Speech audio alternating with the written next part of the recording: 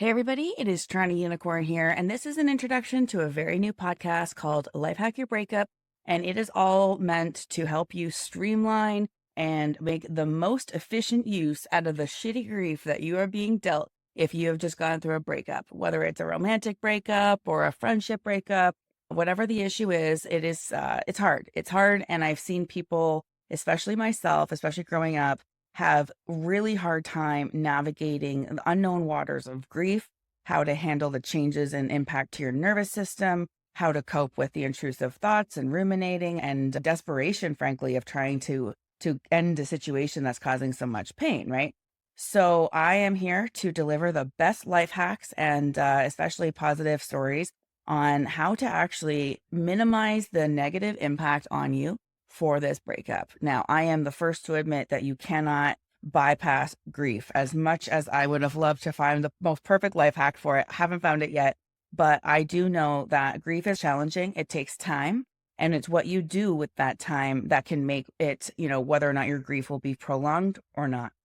So instead of trying to shortcut grief, what we're going to do is we're going to change the impact of it. We're going to soften the blow wherever we can.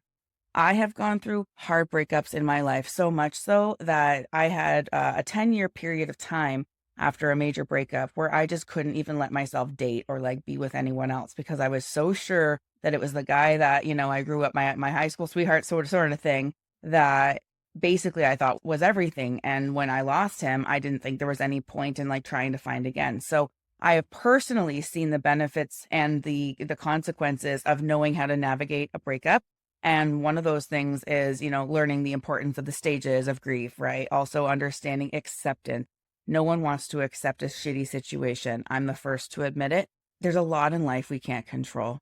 And just not accepting something doesn't mean it's not actually happening. And so it's actually a life hack to be able to learn to thrive in acceptance of the things you can't change in life instead of resistance of it. Going through breakups are tough, and you don't have to do it alone.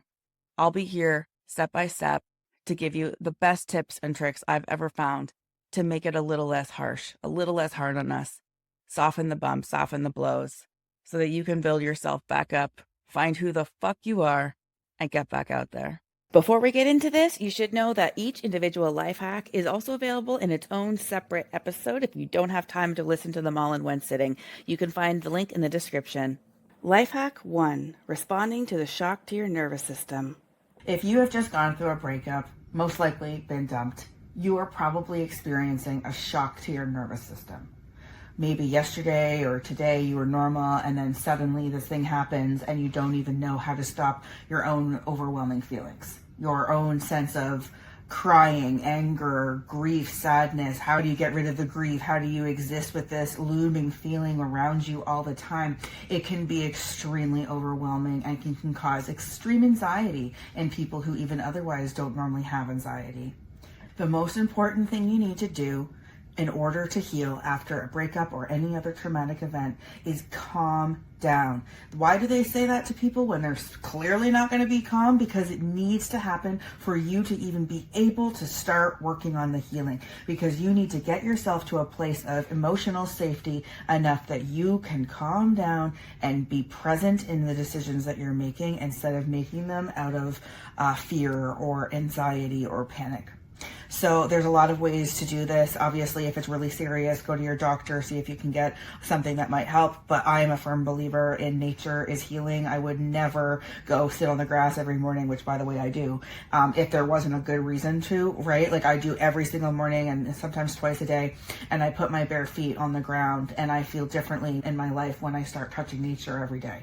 So when you are really lost, and even if you don't normally engage with nature, I encourage you to keep an open mind, take off your socks and shoes, walk on grass, walk on the sand of the beach, and just sit and be with yourself in nature. And you will hopefully see that it helps. It helps balance you out. It helps bring you to a state of present, even if you have an otherwise hard time. I don't meditate very well. I have an ADHD brain. It thinks way too fast for me to try to control it so far. I'm working on it. But the thing is, it's a lot. And when you have intrusive thoughts or things that you don't know how to deal with, it can be very overwhelming. You need to know how to bring yourself back down and calm your nervous system. And one of the ways with the mental chatter is by journaling. So you'll hear a whole episode on journaling because it deserves its own fucking podcast, frankly, of how effective it is for managing your own emotional volatility. It is a good way of almost just letting some of that hot air, let that hot air out of a balloon, visual, if you will, to take the pressure off so that you can just at least exist with what you're dealing with. Another important tool you can use is YouTube or podcasts to listen to softening or calming sounds. There's literally playlists that you can get that are soft, nature sounds or calming music or a certain hertz of music that is meant to help with healing.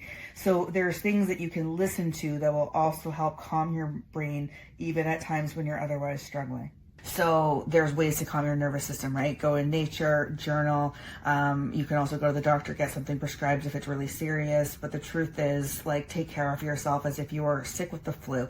Give yourself time in bed. If you need to call in sick for work, then you fucking do it. Because I have had to go many times after a breakup and not go to work for a few days after because I was a fucking mess. And if you are a mess, then you deserve to be in your safe space. Hopefully you can crawl up in a bed with your big covers, watch your favorite movie, do something to bring yourself back to a place of, almost coddling your inner child. Just give yourself that big metaphorical hug or even physical, wrap your own arms around your own body and try to comfort yourself. These are really important strategies to bring into control and alignment your nervous system, because then the rest of the life hacks you're going to hear on this podcast are going to be helpful. They're going to sink in. But first, you got to stop flailing emotionally. And that was the word flailing, like a visual of somebody drowning is flailing in the water. When you're flailing in emotions, it can be hard. You'll grasp onto anything, a substance, something that, alcohol or a drug or casual sex or whatever. And you might use those things as a way of trying to also fill this need. But I'm going to try and help you choose adaptive and healthy constructive strategies because, those other things might help temporarily or feel like a band-aid, but they are not for your highest good, and you deserve to know how to heal on your own. The rest of these life hacks were really specifically chosen by me because they actually helped my life. So I'm not going to waste your time. These are literally meant to help you not waste your own time and get over the grief as soon as possible because, you have one life to live and you have one heart to be able to go through life and give away, pieces of it to people throughout. And you deserve to be able to recover even if you've loved somebody almost too much, right? Even if you gave too much of yourself away. There is a way that you can come back home to yourself, restore your harmony, your equilibrium, and build again.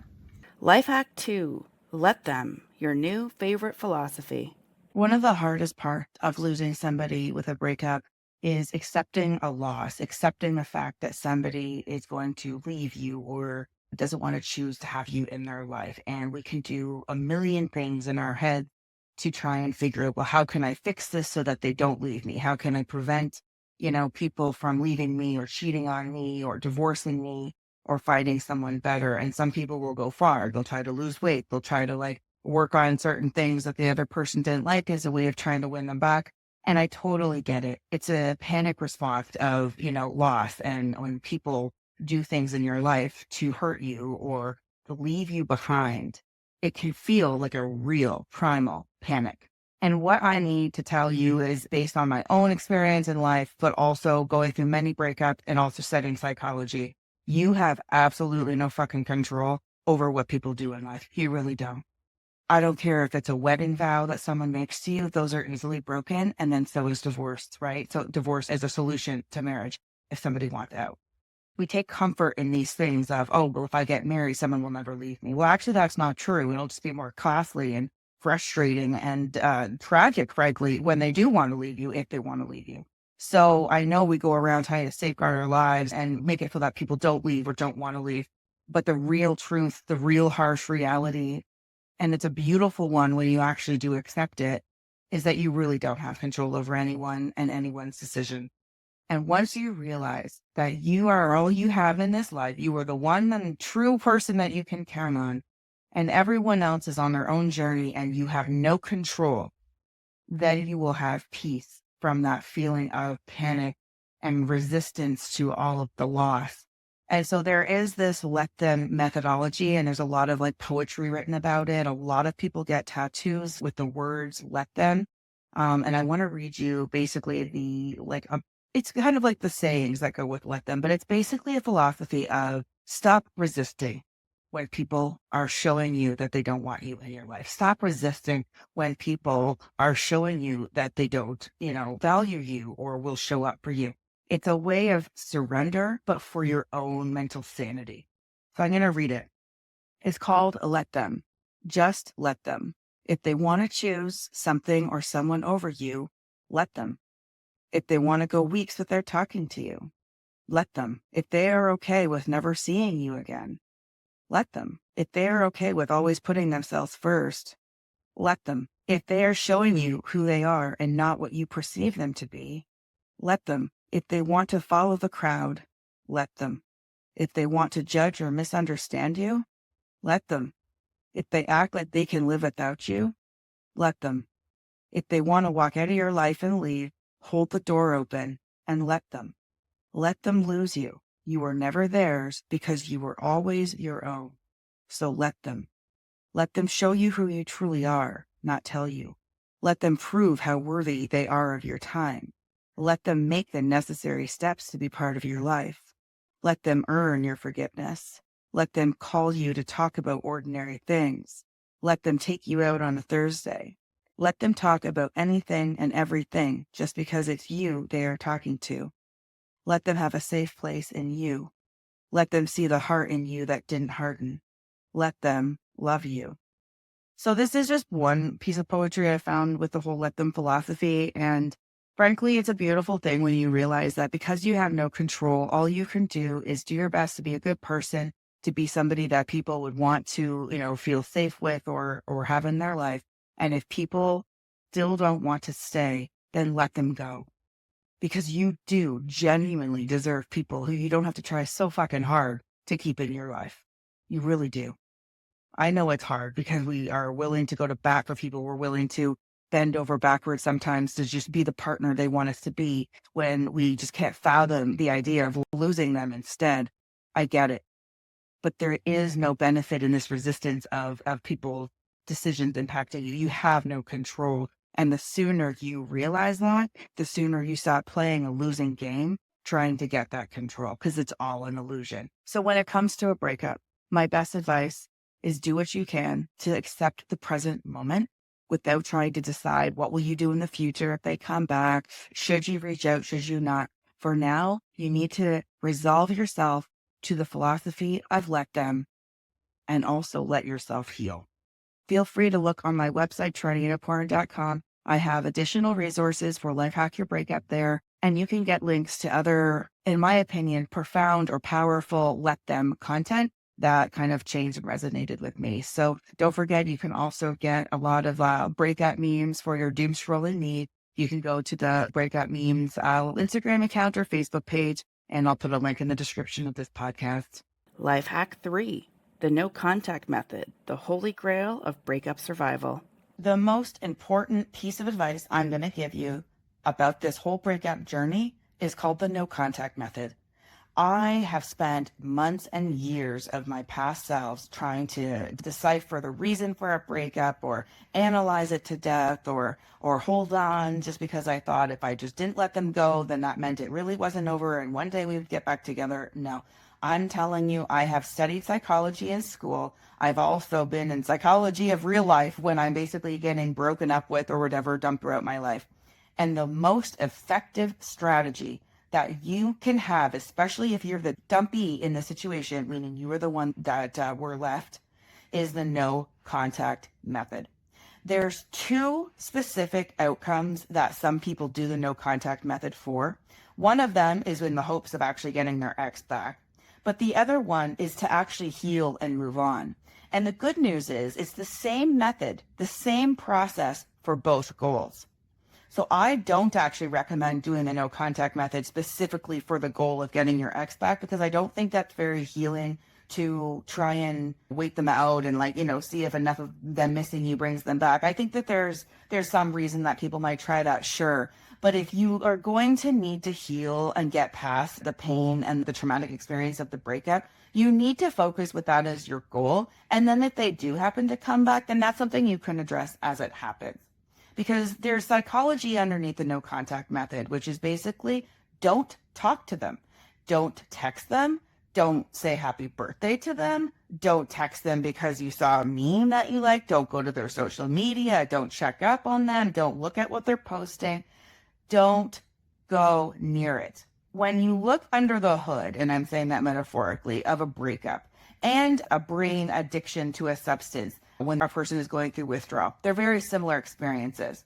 When you're in a sudden breakup, it's almost as if you're getting weaned off without your permission, a drug or a substance or something that you were addicted to. Maybe it's that person or how you felt with that person. And you're suddenly being told to go no contact, and that's really hard. But just like you can't get over a cigarette addiction by only smoking, 1 or 2 cigarettes a day and the equivalent of no contact, it's like, oh, if I text them once or twice a week. No. You need to go cold turkey. You need to separate the addiction from the withdrawal symptoms so that you have freedom from it. Because when you are going through withdrawal of a drug, you will feel similar experiences. You might even get flu-like symptoms. There's a sense of panic. There's a sense of urgency to go and get in contact. What if you just drive by their house? What if you just call from an unknown number? Maybe if you hear their voice. That is like an addict behavior, right? That's someone who needs a fix. In this case, it's like a dopamine fix in their brain or something that they're trying to get from their ex. And I get it. It's super, super hard. But the only way to actually separate and break an addiction is to not engage with the substance, or in this case, the person. You need to go cold turkey, and that is equivalent to what they call the no contact method. So there's some real strategies behind the no contact method and some really good people who give advice on YouTube and other podcasts. And I am going to put some links because, you know what, I can't recreate the wheel here. There are people who do such a fantastic job of explaining, the whole philosophy and psychology behind no contact that I'm going to put their links on my webpage for you to find, because I genuinely want you to get the best information out there, even if it's not from me. But back to the whole philosophy is this is how you heal. If you want to know the raw, honest truth of how do you heal with a breakup, I promise you it's not by driving by their house once a week to get your fix. It's by no contact. It's by separating yourself and deciding that you need to let that person and their contact go. Even if one day that changes and you decide to have a conversation with them down the road, that's something you can decide when you're in a more healed state. But if you are sensing urgency or a panic feeling and you just need to get your hit of someone, and that's why you want to reach out because you want to hear their voice or whatever, think about how embarrassing it is to you and your soul when you do reach out and they leave you hanging. There's lots of people who are fresh off a breakup who think if I could only just talk to my ex, they'd understand. And then they go to great, lengths to go do that. And then they walk away feeling even more rejected, even humiliated. And then you have to deal with those feelings on top of the breakup. So I won't lie. Sometimes I break the no contact method out of, weakness, let's call it. And then I have to learn my lesson and I go back to no contact usually. So we're not perfect. But the point of no contact is that just like an alcoholic can go, they keep a count of how many days they're alcohol free. So do you do that in no contact method. So you would basically start a count. There's certain apps on your phone that are counts, and it'll be 3 days since you had contact with so-and-so. And then, a week later, it's 10 days since you've had contact with so-and-so. And it's like a way of watching and monitoring your progress so that you feel stronger and more committed to no contact. So I know how hard it is for me when I'm seeing like 20 days no contact, and then I have a moment of weakness and I send them a message or I text them something stupid, and then I have to reset the clock back to no contact to be 0. I mean, it's not a great feeling. But just like when an alcoholic has a chip in his pocket that says, 1,000 days drink free, that person probably carries that around so that they don't have even one slip up, right? You don't want to lose that progress. So another part of the no contact method that works for me is keeping a log of your wins in no contact. So every single day in your phone or a piece of paper, you write down the date and you write down the things that you did that aided in your no contact.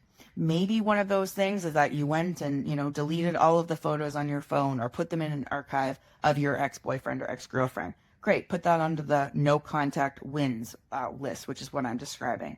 And if you, thought about texting them, because your favorite restaurant just went out of business and you wanted to let them know, but then you stopped yourself because you realized that that would actually be sending your progress back of healing. And at times, your energy being pushed on someone who's actually dumped you could potentially backfire and make them think, oh, that person's so annoying, right? So you don't want that either. So then you would write down, didn't text them when this happened. And then you put that under your list of no contact wins.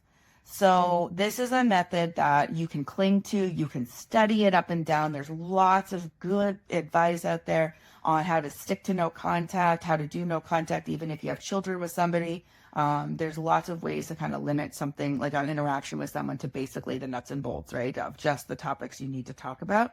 So there is adaptions to other ways. So please go to the website, TorontoUnicorn.com. I will say that they have looked in a brain scan in psychology, like they've looked at brain scan of people with a traumatic breakup and people who are getting off substance issues. And it's a similar experience. There's withdrawal symptoms. There's, even just physiological symptoms like you sweat, you cry.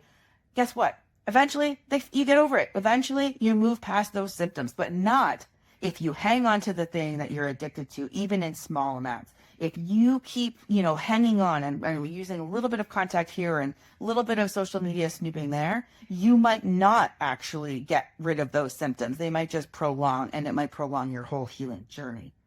So stop wasting your own time and get on the no contact method, because even if you do want your ex back, this is also the way to do it. Life hack 4, throwaway accounts and your new online support system. You also are going to need to have some throwaway accounts on social media, because once you start feeding algorithms information like, I got my heart broken, good luck ever escaping the avalanche of memes and posts and suggestions that will be in that theme. And the reason that that's a bad thing is that there's a point when you're going through a breakup where you actually need to not focus on the breakup. You need to not be reminded of the breakup in order to move on. And so you don't want to be drowning in an algorithm that has learned who you are temporarily, and then you have a hard time turning that off. My best advice, create a whole new email, even if it's called fuckmyex.com, whatever, and then you use it to create a Facebook, create a Reddit, create an Instagram. Now, I'm not suggesting you use this to go and stalk your exes, although clearly that is a back alley way of doing that. But what I would suggest is, for example, I have a Reddit account that is not my normal account. And when I have to go and look over all of the other breakup threads, or no contact with your ex threads, or infidelity threads, or, dealing with toxic relationships, I can go and I can read and respond to those with supportive comments or whatever. And then I can basically switch out of that profile when I want to go back to my normal browsing. And then I'm back to things what are in my normal feed. So Seinfeldisms or interesting as fuck. These are great Reddit threads that I follow. So my biggest recommendation here is to get these throwaway accounts, but use them and use them well. Because if you go to Reddit, if you go to Facebook, there are places, there are groups that are called breakup support group. And if you can go and join and be part of an online community, even if this does not normally sound appealing to you at all, sometimes there's a need for connection, for someone to hear your pain. And if you don't have a big support system, this could be a huge life hack to being able to get that need met. So use your new Facebook or Instagram to follow the accounts that have the sad breakup quotes, pour your heart out and get those things in, because it is part of your process. But the reason you need these throwaways is for the same reason that sometimes you're not in the mood to be sad anymore, and then you just need to turn it off. So if you can log out of your throwaway account, log back in as your other account, it's like a breath of fresh air. Life hack 5, silence notifications on your phone. It helps keep you calm. If you are constantly looking at your phone and every time, a beep goes off or it vibrates, you hope, even if you have a split second of hope that it's your ex coming back, I have a strategy that is going to help solve that problem. It doesn't mean you have to block them right away. If you're not ready for that, you don't have to do that. But there is a way to calm your nervous system so that you don't go around hearing beeps and buzzes and getting triggered like a freaking dog, like a dog with a bell. It is as simple as that. So what I do is, for example, when I had a boyfriend, I would give them a unique ringtone, which was also interesting because they also had a unique vibrate. And no matter where I was in my apartment, I would know who was texting me, right? When you're going through a breakup, First of all, I didn't necessarily want to hear those sounds because it would startle me, but I also wouldn't want to miss a message, for example, if he did send something. So my strategy was to go right into I have an iPhone. I don't really know how it works for like Android. And I went to our chat and I basically swiped to the left and I hit mute. There's a little bell button and I hit mute. And what mute means is that he can still send me messages and it'll show up with a number like that there's a new message, but it won't show up in my notifications and it won't alert me. And it's true because then when it happened, my ex did reach out. I didn't know until I opened my phone and saw a number of messages that was number 1. And I was like, well, I didn't hear anything. And I looked down and sure enough, it was from the muted conversation. So the reason that is such a life hack is because you don't walk around associating stress with the sound of your phone, because you have other people who might text you or call you or just make your phone buzz, and you don't want to be triggered. You don't want your nervous system to be aroused when you're trying to get through a breakup.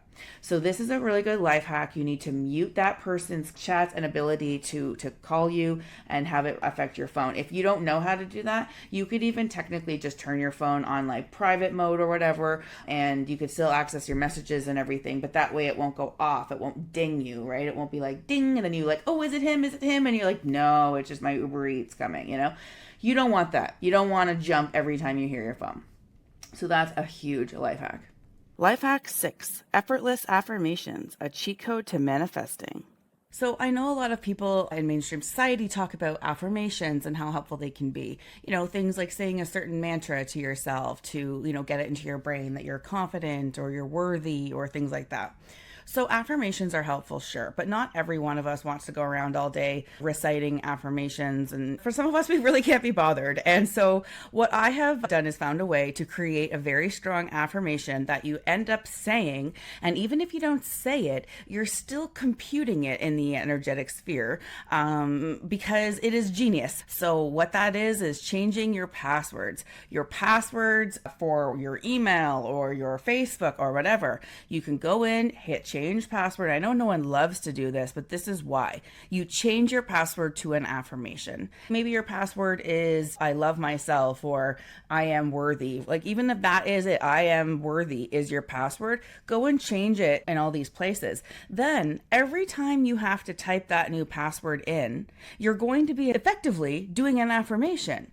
And not only that, even if you keep hitting save password and don't even have to type it in anymore, the universe is basically still computing the fact that that password was validated in order for you to get onto your site. So yeah, maybe you didn't type it in, but it was still computed in order to validate your access. So that means that affirmation was used, right? So that's my life hack. If you want a way to, multiple times a day, have a phrase or a very powerful saying be sent out on your behalf in the universe, make it your password.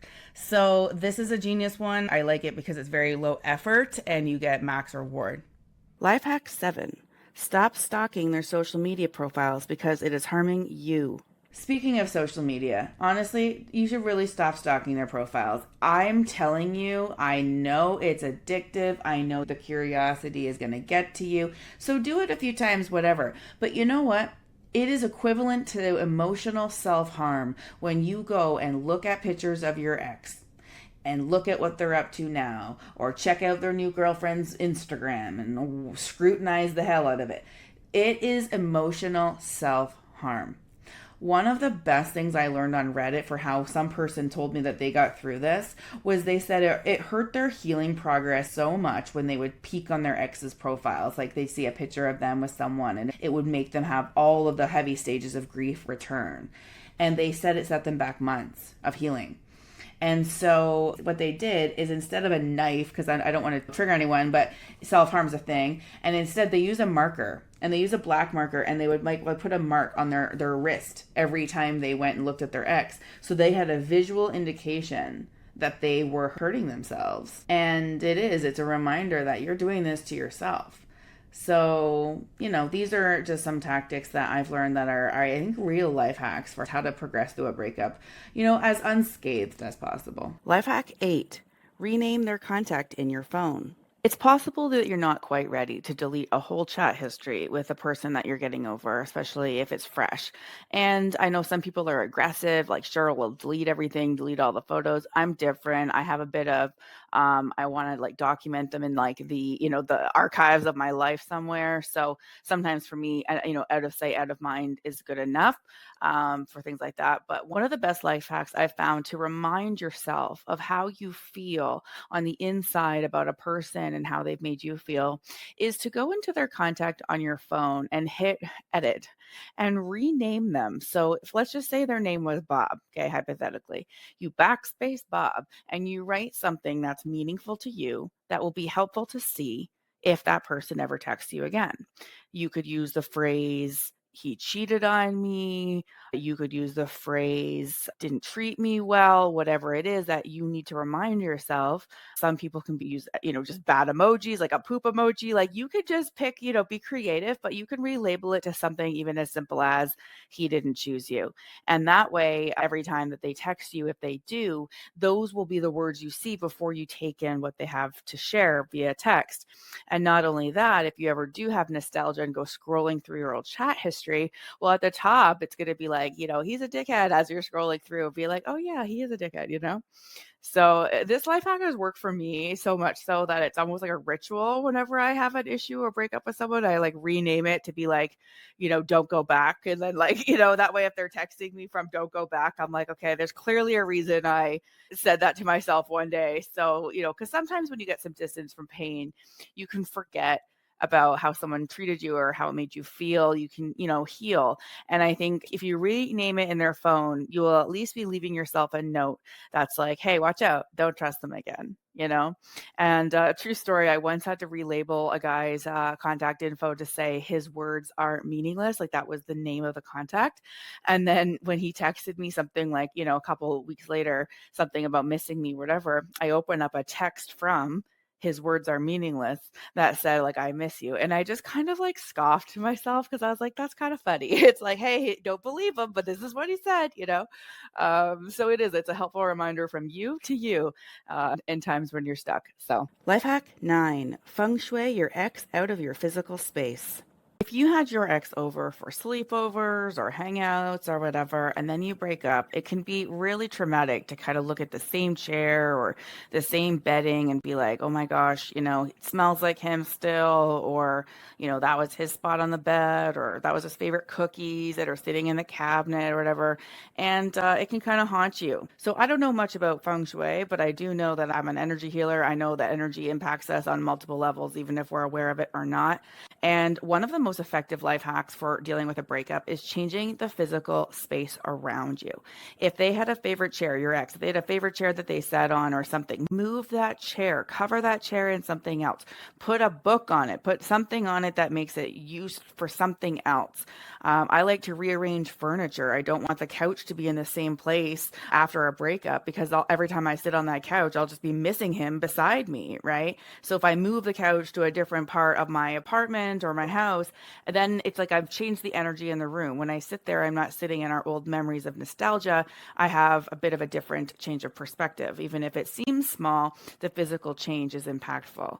So this goes if they have a drawer at your house, if they had dressers and they had things that they used, space that they used, don't just leave it empty once they've cleared out their stuff. Use it. Find a beautiful purpose for it, right? Maybe get a plant, put a plant in where they used to put their shoes. I don't know.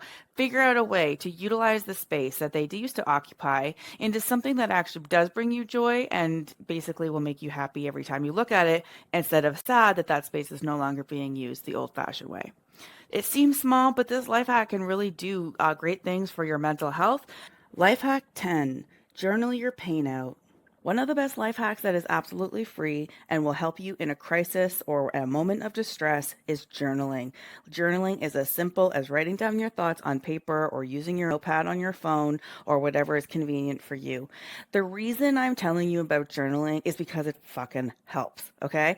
I have seen this. I have real stories of people I have helped in my past where I saw them basically vibrating in anger because they didn't know how to get it out of their body. They were so angry angry about something and not being heard, that they were physically vibrating. And I remember telling this person, get a piece of paper and a pen, and I want you to write down right now what you are angry about. And I saw her do it, and I saw her write with anger and whatever, and like, oomph. And then like a couple minutes later, she would like lose some of this, she's still writing, but like less aggressively. And then afterwards, she'd be able to like talk to us about what she was angry about, but without the vibration of overwhelming feeling. And I saw it with my own eyes, right? These are people I care about. I'm helping learn how to regulate and self soothe their emotions. And so it's effective. And whenever I'm in a crisis, I journal. If I'm having a great week, I might not journal at all. And that's when I've realized that journaling is medicinal for me. Journaling is something that if I wake up and I'm sad about an ex, or I'm missing somebody, or I'm in the anger stage or whatever, the best way to process these things and get them out of your head and your being is to put them on paper. So the reason that this is so effective, and I want to give it a little analogy, so visualize this with me if you can. But when you're trying to remember someone's phone number and you're like, 555-777-8888, like in your head, and you're reciting it because you can't forget it. You have to get to a place where you can write it down so that it's out of your head, right? And until you find that place to write the number down, you're like 555, 77, like you're reciting it in your head, and it's like it's an anxiety about holding this thing in your head. Now, when you get a piece of paper and you write down that phone number, 555-777-8888, you hear that? That was your body relaxing, because now that thing that you were holding in your head is now on paper, safely on paper. You're not going to lose it. It's there. You don't need to hold it so tightly. That relief you get is similar to journaling when you're in a painful experience, right? So if you are going through a breakup and you are having all of the feelings that go with it, and you don't have a lot of people to talk to, or even if you do, the journal is going to be your best friend, because it's the same relief in my experience of when you're trying to get that phone number anxiety out, and then you write it down and it's gone, of when you're crying over something and you're upset over something and you write it down, like, you did this is how I felt, I'm angry at you for this. After that, you've literally released it. You've released it from your head, even though you could still think about it. There's an energetic charge that has actually been transferred out of your body and onto the paper, and then basically just transmuted, like it's just put into like a neutral state on paper.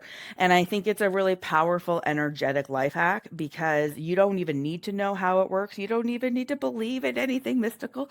You just need to get a pen and a paper and open your mind, and the next time you're really upset or sad, why am I sad at the top, and then start writing, right? And so sometimes the most helpful things for me is to write what I'm grateful for in a journal, as a way of just saying, okay, yeah, I might be going through a breakup, but I'm grateful for the following. I'm grateful I have a safe home to live in while I'm in this recovery phase.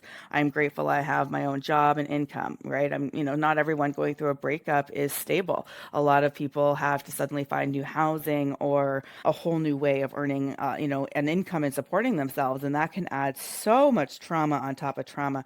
So, I'm putting these things in a journal, and I'm reminding myself when I read them that, yeah, this could have been worse, So journaling is just one of those things where when I personally am having a crisis moment of distress, or I'm suddenly overwhelmed with a bad feeling, like if I got triggered because I saw a picture of me and my ex or something, the first thing I would do with instinct is get my journal and start writing.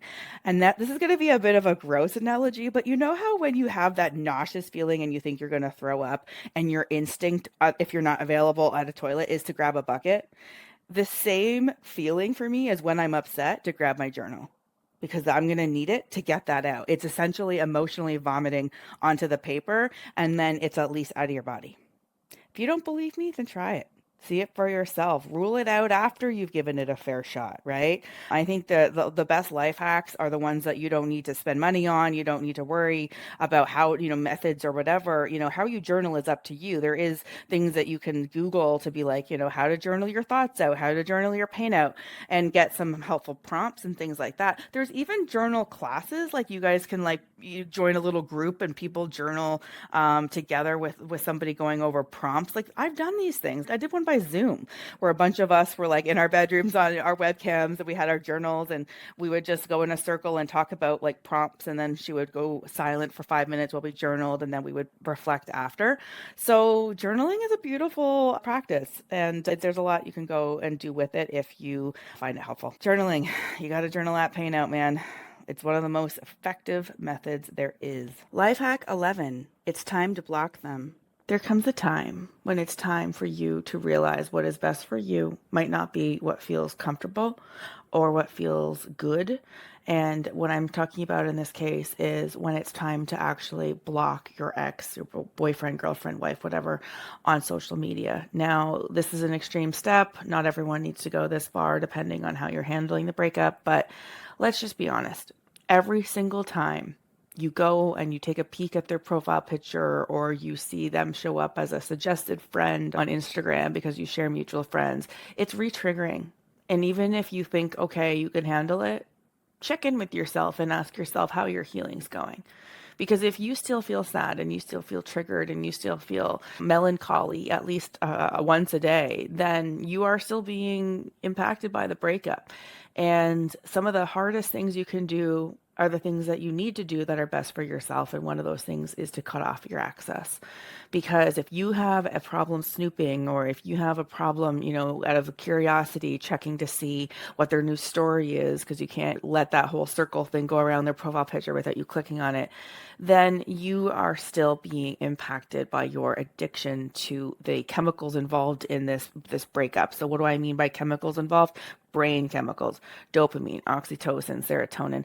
These are feel-good chemicals, things like that. But when you get attached to somebody, you are looking for the positive feelings that you had with them to return. And instead you have the grief, the sadness, the despair, the yearning, and all of that. And so you need to be able to cut the cord of emotion between you and your ex. And it can be hard. It can be excruciating to actually click the button that says block. But after about a couple hours, hopefully at least a few days, that will be when the peace sets in, the peace of, oh, I want to go look, but I can't. You kind of just get rid of those urges. They kind of go away bit by bit, just like any other addiction. You can slowly wean off to the point where eventually you just don't even think about checking their socials anymore, because why would you when you can't, right? So I do have to show some empathy on this topic, because man, is it hard. Is it hard to look at someone you loved who has turned into a stranger, or even a villain in your life story, and you need to do your best to block and protect your own energy from the pain. So I'm here to tell you that, yeah, you might not be ready right now when you're listening to this to block them, but I hope that this at least plants a seed for your own sake, that if you keep waking up crying still about your ex and you're not already blocking them, then you might as well listen to the advice I've given you, because your healing journey is not kicking ass, right? So what do you got to lose other than, hey, if it's not working out, try blocking them, go a week. Do you still cry as much? Do you still get triggered as much? And check in with yourself.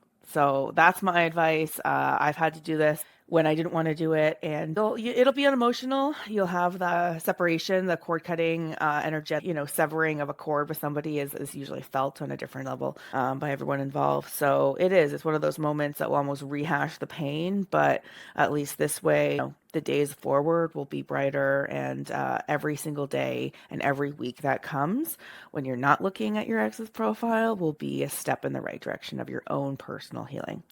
And honestly, some people are like, well, what if they come back? Well, you know what? Deal with that if it happens. There's no point in solving a problem that doesn't exist, right? And especially with whatever information you have at the moment is going to be different if and when they ever do come back. So you would have to make a different decision at that time anyways, based on new variables or new factors. So it would be not only irrelevant, but like unnecessary to make a decision on anything that isn't actually a pending issue. So close the door, block them. For me, I can just block them on socials. I don't need to always block them on phone. But if they're aggressive, if they're trying to get you back and they're unhealthy for you, then you do need to block them on your phone as well. Life hack 12, cry your eyes out, then do it again. So I understand that crying has some stigma if you're male, or if somebody who, comes across as tough or whatever, but there's just no way around it. You need to be able to cry to get the pain out. You need to be able to release pain through your tears, to release your sadness through your tears. What happens if you don't? I am living proof of this. I don't want to go too much into my own personal details here, but I spent a lot of my years dealing with antidepressants and I got pretty numbed out, and I wasn't actually pretty much able to cry for a long time, but I also wasn't able to feel the highs and lows of life. So it was like, it was like a package deal. But when I went through heartbreak, I wasn't able to actually really go and release those things that I needed to do. And so it was only after I came off those medicines years later that I actually remembered I started to cry again in life. And then I started to cry a lot in life. And I was like, whoa, I didn't realize I was so sensitive. But the truth is, crying is a very important release. And without the ability to let your body shed the feelings that you're experiencing, you're bottling them up. And nothing good comes from bottling up those intolerable feelings. If you don't want to cry in public, I'm not going to lie, I don't have the choice but to cry in public when I'm really sad. I'm just a very sensitive person. And so if I'm going through a breakup, the people at Tim Hortons might know about it because I might have sad eyes, right? Like I just cry because I'm sad. So there's some of us that just cry at the drop of a hat and like it's not that big of a challenge. And there's some people who almost need permission to cry or sometimes a little bit of help to open up the floodgates, right? So that's why some people listen to sad songs or songs that remind them of somebody that they're yearning over or missing. And one of the other parts of this is that you could even just go and cry in the shower. I mean, there's already water coming down on you. No one's around. You're alone. You know, you can make sounds. You can just let it out. So you might cry a lot at the beginning, especially when it's a really tough breakup or you're like mourning over the loss of someone, so much so that you might wonder if you'll ever stop crying again. Right. And it can take a while and you need to do the work to heal yourself. But the ability to cry and let those feelings out is productive. Those are productive tears. Now, if you're just melancholy and crying, all the time while you're missing your ex without doing any work to heal yourself, that's not going to be that productive. You're kind of just in quicksand of sadness.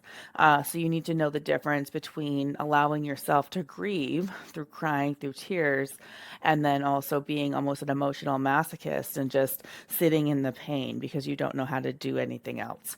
I heard a saying once about sad breakup songs about how they hurt so good.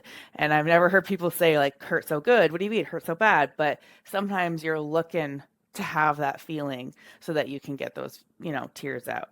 So there's resources out there if you're having trouble with this, but don't be ashamed to let it out. I go to the park and sit there on the grass sometimes, and sometimes I just can't help it, but process a heavy emotion while I'm sitting there. And I have learned not to be embarrassed. I might throw my sunglasses on so I don't make a scene or something, but I'm like, no, this is just natural. This is letting the waves of grief and emotion come over you and release out of you so that you can breathe and, keep going. So cry and then rinse, repeat, meaning cry again until you just slowly start to reduce the amount of tears that you actually have to contribute to what it is that you're mourning. So don't be afraid to cry and don't be afraid to cry a lot because there might be a lot of pain and it might take some time for all those tears to come out. So give yourself grace, get yourself some 3-ply tissue if you can, spoil yourself, and do your best. By the way, I know this is such a shameless throw, but I do have an Amazon storefront and the link is in the description of this podcast. I have a list there called Breakup Survival Kit. And if you click on that, I will put in the best tissue out there that is going to be nice to your nose and your eyes, right? And maybe some goodies and snacks and, some really funny adult coloring books that I think are just really hilarious, but also productive when you've got some anger to get out about your ex. So I'll put a link in the description, but go ahead. It is an affiliate link. So that means if you do make any purchases, I will get a small commission, but that is also a way that you could support this podcast. I'm going to ask you to also review this podcast anywhere you listen to it and just give it a 5-star. Let people know that it's worth listening to and that maybe there's something in this podcast that can help them. Thank you. Life hack 13. Too nauseous to eat? Do this instead. When you're not feeling well and you're laying in bed, maybe you've got the flu or something and you haven't been eating for a few days and your whole body can feel tired and lethargic and you just don't have the energy? everyone around you is like, just eat something, make sure you eat something. And sometimes you lose your appetite and you lose the ability to basically eat because it makes you feel nauseous, right? And so one of the things that happens to some people in the middle of a traumatic experience, including breakups, is they'll either have one of two directions: complete loss of appetite and like nausea, or they'll start to use food to cope. And sometimes that can result in a lot of significant weight gain in a short amount of time. So, me personally, I have a loss of appetite and I actually get nauseous at the sight or the thought or the smell of food for at least a few days after a breakup. And one of the things that I've learned is the longer I sit and stew in my own sadness without eating, the longer it takes to feel like I can get back up from that state. And so, one of the last breakups, I realized that it was because I wasn't eating. I didn't have enough energy to even be sad, let alone go and do something active with my body. And I realized that once I started to supplement my nutrition, like for example, for me, I use smoothies. I go to, a local smoothie shop and I get a couple of them and I put them in my fridge. Sometimes I'll throw one in my freezer so I can pull it out whenever I need to and thaw it out and drink it. And I get like extra protein added to them so that it's actually making my body feel like it's getting something. And so I basically survive off smoothies, even if I eat absolutely nothing else for days. But what I noticed is when I started to actually care about my nutrition, even though I was going through this nauseous phase, it made it easier to get through. There's just something about you need energy. You need energy that is provided by the food you put into your body in order to even be sad, in order to even lift your arms up because it takes so much energy to move your body around. Think about if you're having trouble getting yourself up and around your house because you don't have enough energy. Imagine how heavy that sadness is. Imagine how heavy that grief is. So what you need to do is find your life hack into your nutrition. So what for me it's smoothies because no matter what I can always enjoy a sip of a smoothie. But if it's something else like soup or a certain cracker that you can manage to get down once in a while, pick your item that is your nutrition emergency and find a way to actually eat those things and put it into your body even when you don't feel like it, because you need to have strength to fight sadness, to fight despair, to fight loneliness. You need strength or you're going to just submit or surrender to the darkness, and frankly that can take you into a really dark place for a long time mentally. So make sure you are doing something to get that nutrition in. Again, smoothies are a great idea. So sometimes people need to use certain substances to give them an appetite. If that's, I know that certain cancer patients, when they're on chemo drugs, sometimes need to do something to boost an appetite. And so I smoke weed every day. It's legal in Canada. So, and it does. It can make you have an appetite even when you otherwise weren't hungry. So if you're at desperate times and you don't know how to get your body to start welcoming food and nutrition again, maybe it's time to smoke half a joint or something and see if that helps. Again, I'm not trying to suggest people do drugs if they don't want to do drugs. I think weed is a medicine more than a drug. And it is one of the things that can help bring an appetite back, even if it is otherwise gone. So take care of your body and take care of your energy levels, because this is going to take a lot out of you and you need to power up. Life hack 14. Remind yourself who they actually are, not your fantasy version of them. One of the best life hacks in order to continuously remind yourself that the person you have broken up with or ended a relationship with, whose ever decision it was, you need to be able to remind yourself in those tough times the truth about this person. And sometimes we have this fantasy version in our head of who we thought they were or the person that they actually conveyed themselves to be. And so we hold on to this future hope of maybe that person will come back, maybe that person exists and we'll have that future together. And in reality, maybe those things that are in your fantasy list are actually now impossible to have happen because of what has happened in your relationship. And so you don't want to hold on to a fantasy future with somebody that actually isn't even possible, right? And so what I recommend is go to your phone or use a piece of paper and a pen and write at the top who they actually are. And everybody's list is going to look different, but I want you to write down the hard and fast truth, the things that you don't even want to hear, when you're trying to justify the relationship, when you're still working it out. These are the things you block out. But after you've broken up, these are the things you need to write down. So did they cheat on you? Write that down. Did they lie to you? Write that down.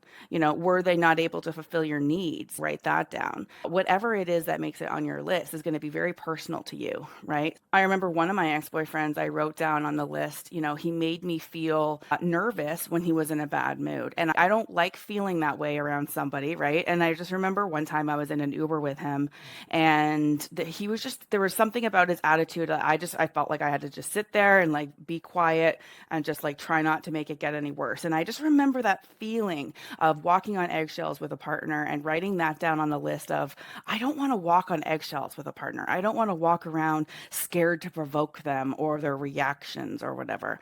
And so I would write those helpful things down. And so, make your list as long as you need to, add to it if you need to. It can be really personal. He didn't choose you could be written on the list, or he disappointed you left, right, and center, or, he would fake a future with you. And then when it would come time to, move towards that future, he wouldn't do it. And so you need to be able to write this list down so that in your moments of weakness, in your moments of, how bad was it? Or should I give him another chance? You can go back and read the list that you wrote to yourself about who this person really is. And so it's hard when somebody comes back a few months later, maybe they want to reconcile. And if it's in your best interest to get back together with them, then do whatever you want. But if it's not, then the way to be able to still stay strong is to remind yourself of this list, to read it over and ask yourself, was I happy? Was I happy with the real person, or was I holding on to a version of this person that doesn't exist and was never real? One of the things that you do in relationships sometimes is you put your partner on a pedestal, and there's nothing wrong with falling head over heels in love, that's for sure. But when it's time to break up, you need to be able to make that person, come down off that pedestal and shine a light, the light of truth and honesty on them, and document what actually happened. What did they do? How did they make you feel? And keep it, because you're going to need to refer to it later. Life hack 15. Tango with the stages of grief. Don't expect to evolve through them. So there's usually 5 stages of grief that people go through when they're grieving the end of a relationship. There's denial, anger, bargaining, depression, and acceptance.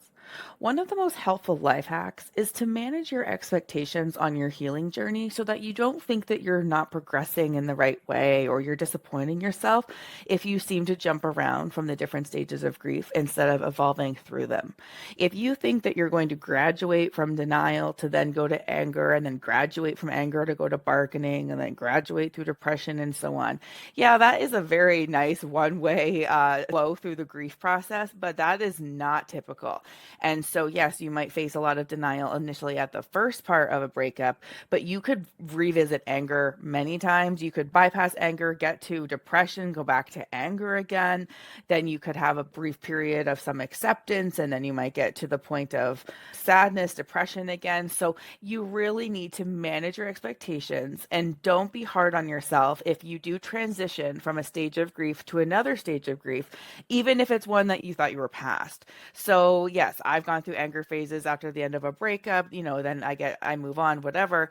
And then sometimes, depending on what happened, I might have seen a photo of them with someone new, and then I get angry again, right? And I'm like, well, wait, does that mean that my healing didn't work? And does that mean that I failed the process? No, it doesn't. It means that you have to manage your expectations and don't judge yourself by navigating in what I like to refer to as tangoing with the stages of grief, because you need to not expect progression through them as a one-way street. You will probably get to the end of acceptance and then be able to fully accept a breakup and move on.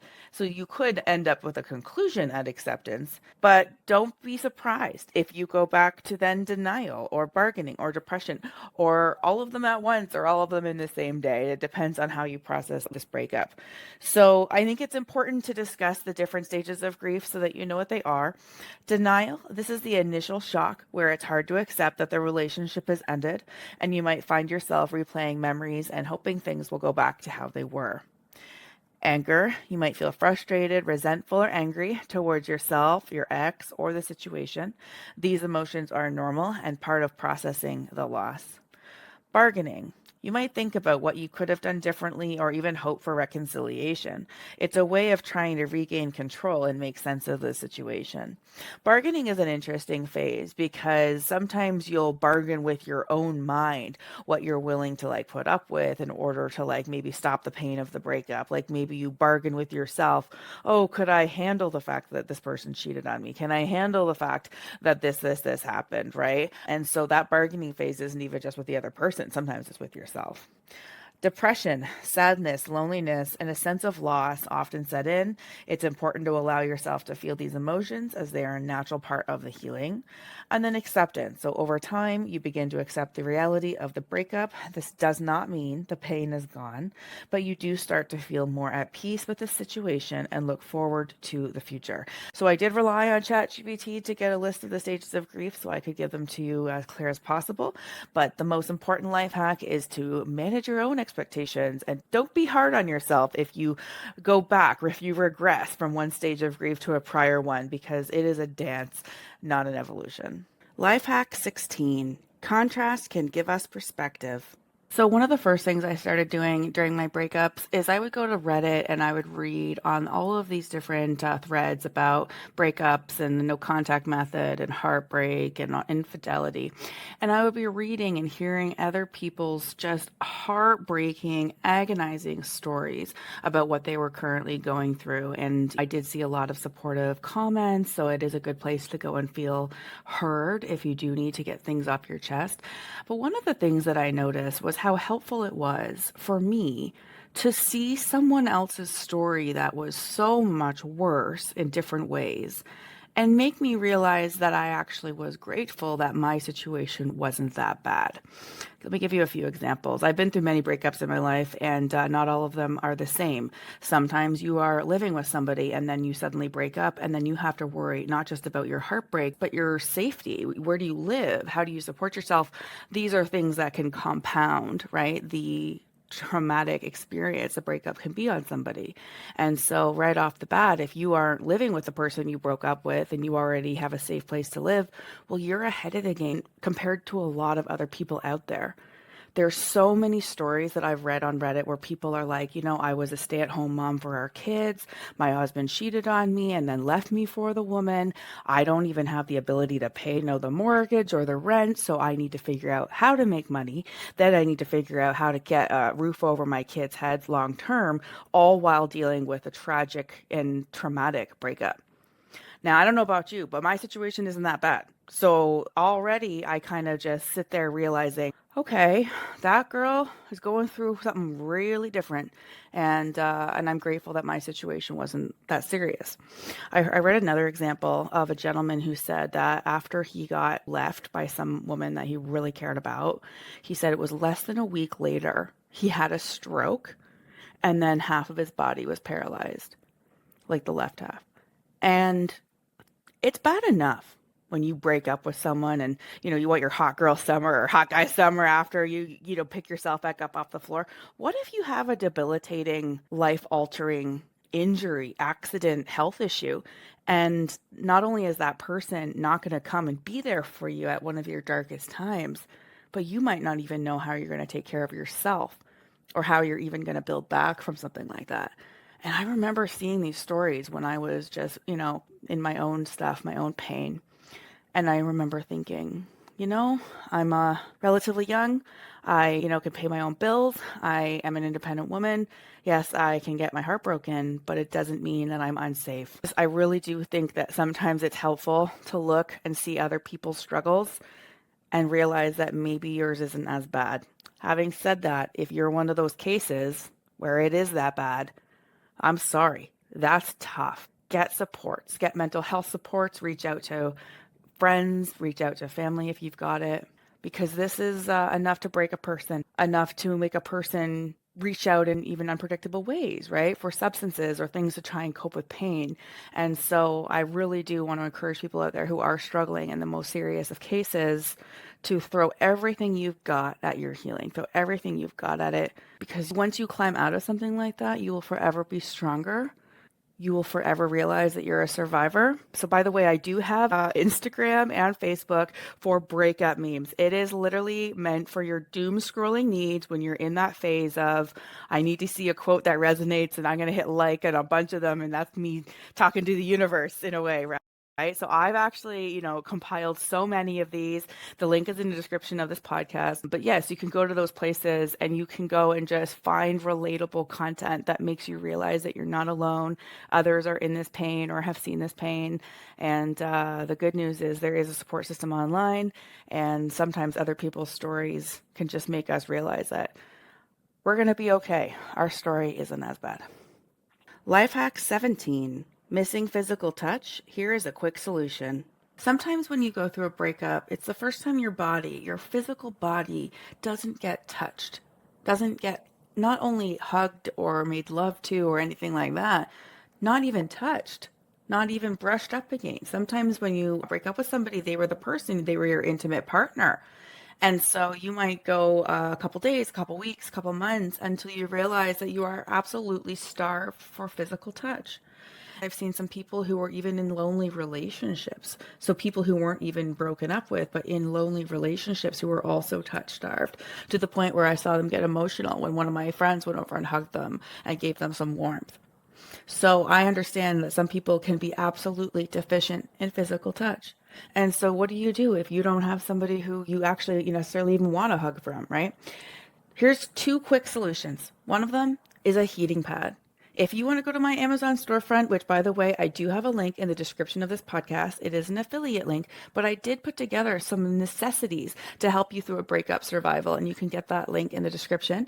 But a heating pad, when you turn it on, set it up to a warm temperature, and just lay it on your back while you're laying in bed. And it can actually stimulate the feeling of physical warmth, right? Because it feels like somebody's almost hugging you when you get a bunch of warmth going across your back. Right? Then you can just move it where you need it. Do you need it on your chest for a while? Sometimes I fall asleep with it on a low setting, so at least I feel like I'm grabbing onto warmth. So a heating pad, most people already have one on hand. If not, again, go to my Amazon storefront or a local place you can get one for yourself. That's a really good solution. The other solution is to go and get a massage. You can go if you have benefits for your work or whatnot, or even if you just want to spend some money on yourself, go and book a massage with a massage therapist. These people will put their hands on you. They will put their hands on your arms, your legs, your belly, wherever you need them to. I remember after I was going through a breakup, it was like a year ago. And it had been a few months since I had anyone touch me really, like maybe a few hugs here and there. And I booked a massage and I went and laid down and I even cried on the massage table. I don't know if she even noticed because I was that touch starved and I couldn't believe that, like, for me, that was like maintenance, like physical health maintenance, so that I could go another few months without being touched again. So yeah, so massage therapy is a great solution if you can afford it. If not, and you can, find a friend that wants to trade massages, that can also help too. But yeah, these were really great life hacks that helped me out, and I hope that they help you. Life hack 18. Count the days. Learn best practices from recovering alcoholics. One of the first things I do when I go through a breakup is I start going into the no contact method.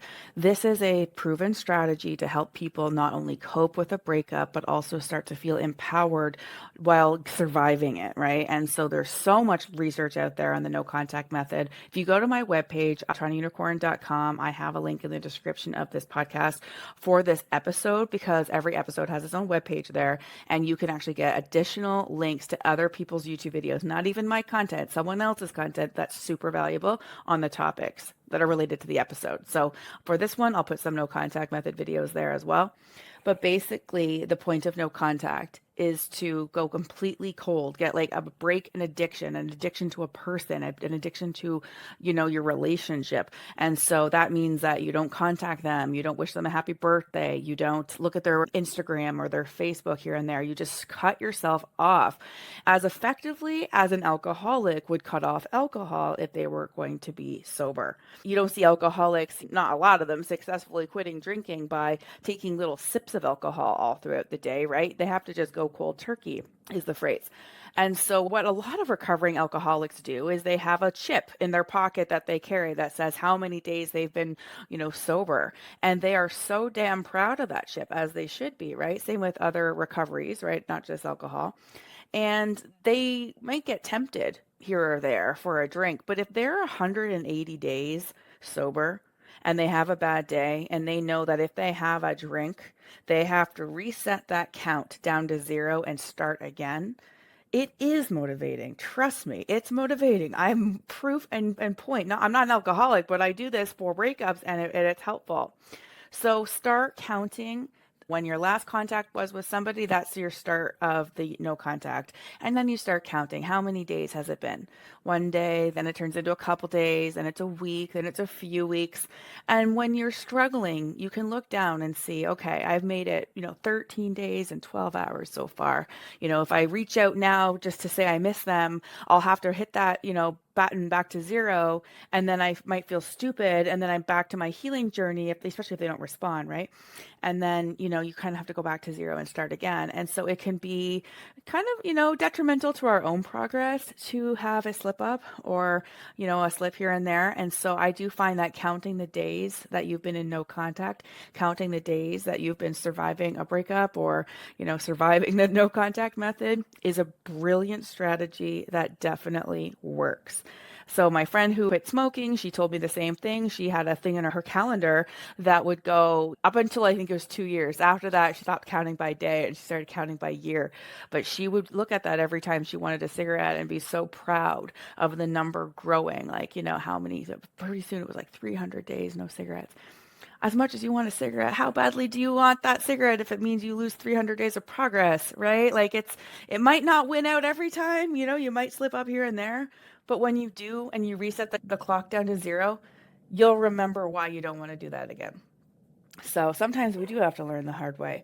But luckily, this life hack to count the days of no contact, count the days you're surviving this breakup will show you that time is moving. Because sometimes you don't know time is moving. When you're stuck in grief and sadness, a day, a week, a month could all feel the same. And you need to know that time's moving and that you are going to be surviving something even if you feel like you're not moving forward. And sometimes just seeing that you physically survived, like the first 30 days, for example, of a breakup, can be reassuring that you're going to be okay, even if it really sucks still, even if you're really sad still. A month is serious. 2 months is serious. 3 months, once you're 6 months in, I hope that you'll be doing at least a lot better. Like, let's be honest, we don't know. Some people recover at different paces. But count the days, give yourself some months. Give yourself some months to get back on your feet. Don't be shortchanging yourself there. I don't think it works very effectively. Life hack 19. Be grateful for what you learned and document it. I know it sounds like a cliche to be like, you're in your shittiest time of your life and you're like, so what are you grateful for?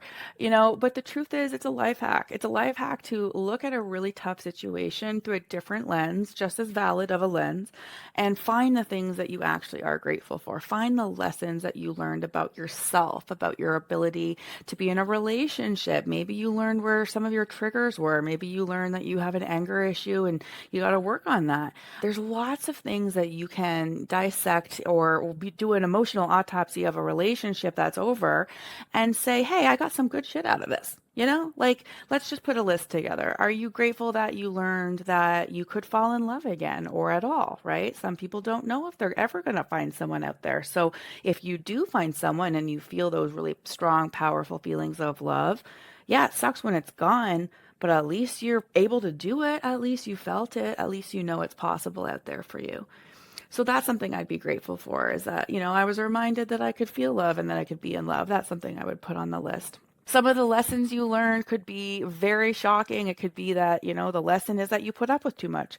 Maybe at the end of a relationship, you, with a few days or weeks sober, emotionally sober, you look back and you realize that you let some things slide or you moved some of your personal boundaries for someone else to try and be a good partner maybe, or for whatever reason, maybe you were people pleasing.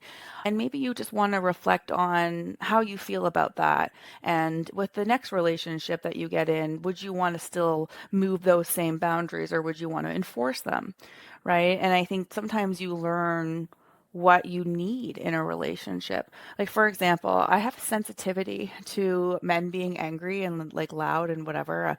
We could go into therapy if you want about why, but it doesn't matter. I need to be with a male partner who is not going to yell and scare me.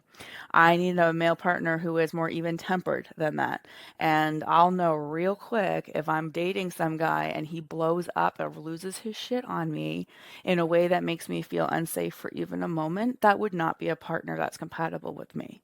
So I'm looking for someone who's got his anger issues under control for the most part. I mean, not everyone does, but that's the one I'm looking for.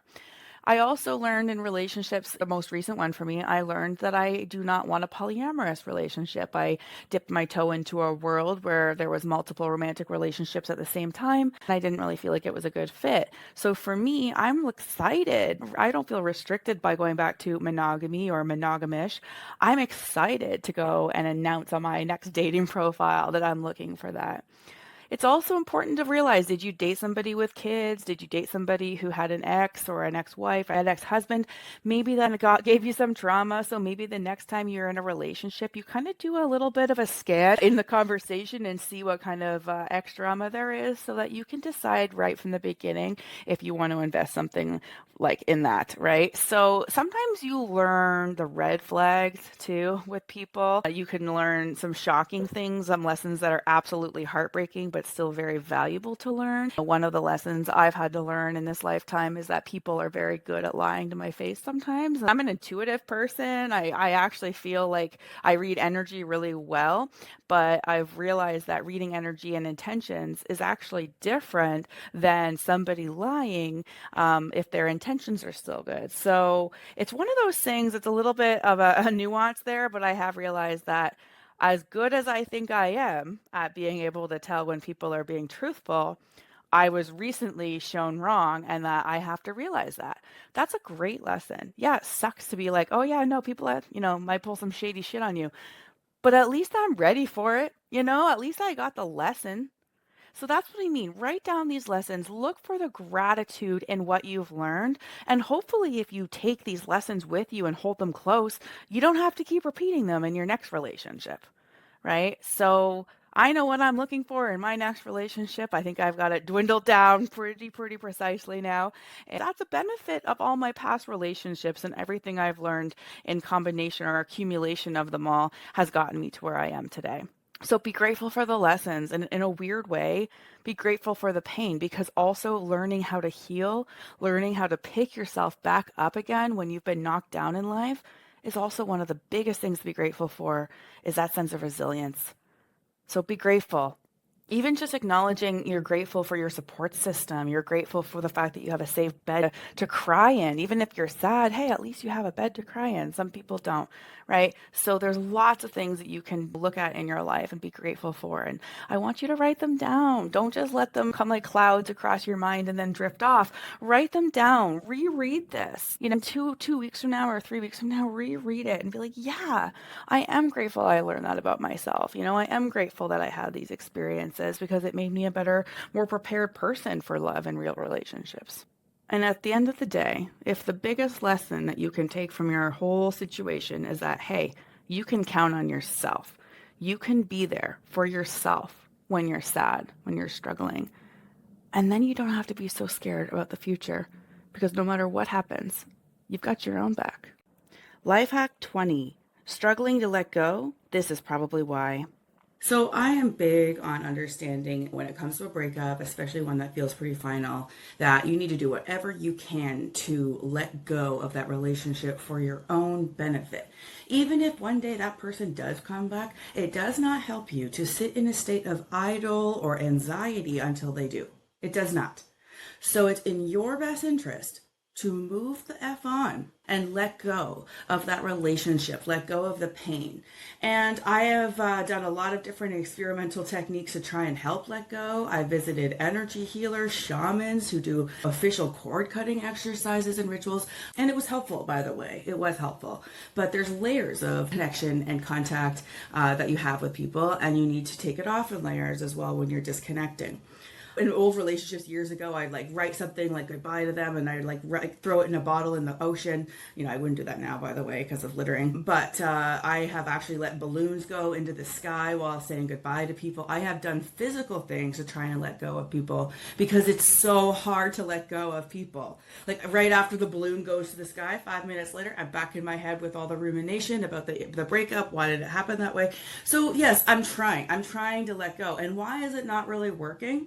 Well, one of the reasons that I've realized recently is because you have to be able to realize that you are not just grieving the loss of a relationship, a friend, a person that was important to you in your life. You're losing your future hopes and dreams that were associated with them. You're grieving for a loss of those memories you didn't make, those vacations you didn't take, those adventures you just never quite got around to doing. And so not only do you have to let go of your past memories, you have to let go of your future ones that were never realized. This can be just as sad as letting go of existing memories. And so another way to also help let go of your future hopes, dreams, memories with someone is to be able to start to visualize a future without them that is happy, peaceful, whatever it is that's in your goal list. You need to be able to picture it in your imagination, in your manifestation, visualizations, whatever it is. Picture yourself happy, even if you're alone. Picture yourself doing something for yourself, coming home at the end of the day, making yourself something to eat, having a relaxing night. And you know what? Not sitting in your sadness because you're single. Sometimes being single is peaceful. I remember I spent 10 years single after a major breakup a long time ago, and I got pretty comfortable having a pretty stable existence, right? I didn't have anybody upsetting me a lot in life. Like I was just doing my own thing, and I noticed that it was pretty fucking peaceful, right? Then you bring love in the mix, and suddenly it's emotional regulation is back on my to-do list from my therapist. Anyways, I digress. So letting go of the future is so important, and the way to do that is to build a new future in your head, a beautiful new visualization of what you want to do, how do you want to feel, and forget about that person. That person doesn't have to be in this image, in this visualization. It's just about you. So if you're going to try and get through this breakup by just letting go of, burning pictures of you guys together or deleting chat histories, yeah, that's one way and it's helpful, but it's not sufficient. You also need to let go of your unlived future together, as hard as that may be. Life hack 21, your secret weapon against rumination and intrusive thoughts. So just to be clear, rumination is the repetitive behavior or pattern of thinking, which is often linked to negative feelings. And this is usually in a breakup. It's contextually about the breakup. It's thinking about your ex, thinking about the last conversation you had, thinking about the future conversations you'd like to have, and no break from this line of thought. It just haunts you. It goes to the grocery store in your head with you. Like it's there. Rumination is tough. It's very tough. And intrusive thoughts are similar. I get those as an ADHD brain sometimes. Sometimes you just don't want to let yourself go to a certain place of thinking about certain things so that you don't hurt yourself, right? So it's not helpful to picture your ex sexually with a new partner. That's just like self-harm if you think about it, unless you're healed, right? So these can be intrusive thoughts if you feel like you're seeing these things in your mind's eye or like you're thinking about them and you don't really want to be, right? This is something I personally have struggled with for sure. And I'm going to tell you, and first of all, you'll notice by my tone that I'm a bit mentally lazy when it comes to meditation. I have an ADHD brain. It thinks fast, and I don't really adapt well to a lot of the meditations or things like that. Like I've tried, I'll do it for a couple of minutes and then I'm be like just itching to like go do something else. I struggle, right?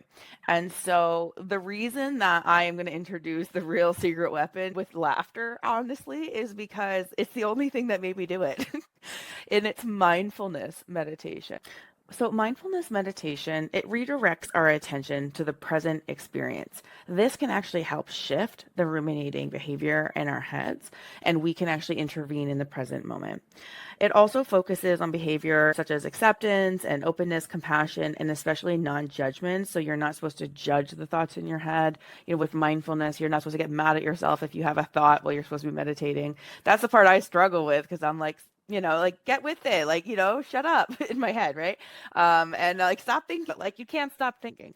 So the important thing is to not get mad at the thinking, to just watch the thinking, like beautiful little puffy clouds going across the sky at a pace, and eventually they just drift out of your sight. That's mindfulness meditation in terms of like looking at your thoughts. And so you don't have to get upset that you're having a negative thought, but what you could do is just focus on the fact that it's temporary, don't judge it, and let it slowly drift out and be processed through. And then the next thought comes in. I love that mindfulness is super huge in terms of healing malady for people. This is a huge thing you could do. It's free. You do it in your own brain.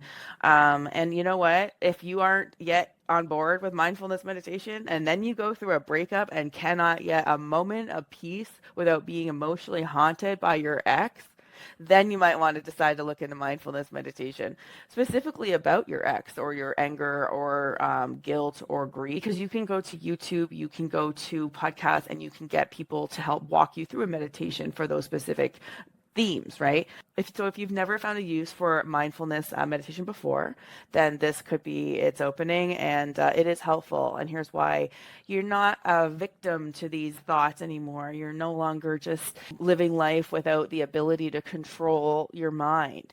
What it is it gives you a weapon against intrusive thoughts, a weapon against rumination, and an ability to fight back and say, you know what?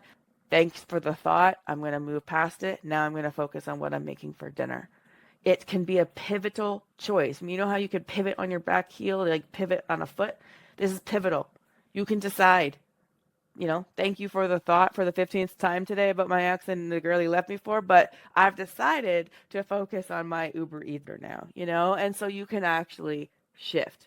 I'm never going to be a teacher on mindfulness. I just think that I'm struggling as much as anybody else would with a similar brain. But when it comes to ruminating thoughts about your ex, sometimes you're desperate AF to like get some help. And so mindfulness meditation can give you the space you need to have a break from that haunting experience. So mindfulness meditation, it can be there for you when you need help with intrusive thoughts, ruminating about your ex, ruminating about the pain. It's not always helpful to sit and, circle around the same topics over and over, right? So at least with mindfulness meditation, you have a weapon, you have, a fighting chance against these things, and you can, meet yourself in the present moment and decide whether or not you're going to take control or not. Life hack 22, create your own dopamine menu. For anyone who doesn't know, dopamine is a neurotransmitter in our brains that regulates our body's pleasure and reward systems. In other words, it's our feel-good chemical in our brain. And so sometimes we will go and reach for things because they give us a certain pleasure, not knowing we're actually just looking for dopamine. We're looking for a dopamine hit. Dopamine can come in so many different ways. Some people use food, some people use sex, some people use their hobbies or like playing with their dog or playing a video game, whatever it is that gives people pleasure, they go and seek those things out, right? And so one of the things that when you're struggling with grief and heartbreak, you can forget, you can lose some joy in the things that you once felt joy for. That's something, in the depression phase specifically about that you might struggle with. But sometimes you have trouble getting yourself to feel better. You're laying in bed, you're in that bed rot stage, and you're like, oh my gosh, I don't even know what I want. So this is where a dopamine menu comes in handy, and you can design it. This is actually a thing that for a lot of ADHD people they recommend because you have it listed like appetizers and like mains and desserts. And so appetizers are like little quick hits of dopamine. So having a tea or playing with your pet or coloring a picture or doing a crossword puzzle, listening to a certain song, putting a face mask on your face, making your bed, changing your sheets, standing outside in the sun, watering your plants, doodling, doing jumping jacks, things like that. And so for the mains, there's lots of options here that are a bit more of a commitment of time. But one of them is, hey, if you like cooking a meal or your favorite meal, why don't you take a workout class? You could go and watch one of your old favorite movies, read a book. You could reorganize your closet. So these are things that also give you that happy, feel good feeling after you've done them, right? Or doing them. Some of the side options could be listening to a podcast episode, lighting a candle, calling a friend, playing with a fidget toy, listening to an audiobook, doing a puzzle. So for desserts, these are things like buying yourself a sweet treat or online shopping or doing yourself something nice, a little special snack or a scroll through social media for a while. Those can just be light things that you do for a little hit here and there. And then there's this thing at the bottom for specials that you should be adding, and it is for the big things like planning a vacation, going to a concert, seeing a comedy show, buying a new outfit, going and actually taking a class, taking a filmmaking class, going to a paint class, doing a random act for kindness, getting a manicure and pedicure. So these are things that are a bit bigger, and they also offer a bigger hit of dopamine, right? So if I'm laying in bed the next time I'm sad and I just don't know what I want to do, I might order from the starter menu a little bit of a snack or something, and then I'll get to my entree. And maybe what I'll do is I don't know, start a new podcast called Life Hack Your Breakup and put my energy in that. True story, though. I actually am in my own struggle. And so creating content is a passion of mine, especially turning pain into purpose. And so this has been a beautiful distraction and something I order off my dopamine menu when I'm having a rough day. I'll be like, well, I guess I could make a podcast episode. So it kind of works. I've been doing it. So sometimes it's helpful to just have it listed, have it written down, the things that give you joy, so that when you're in a tough spot or you're sad or you're emotional about a breakup or heartbreak or whatever, you can look at that list and order a few things off of it. Make yourself feel better. For me, it might be a hot bath with a certain tea.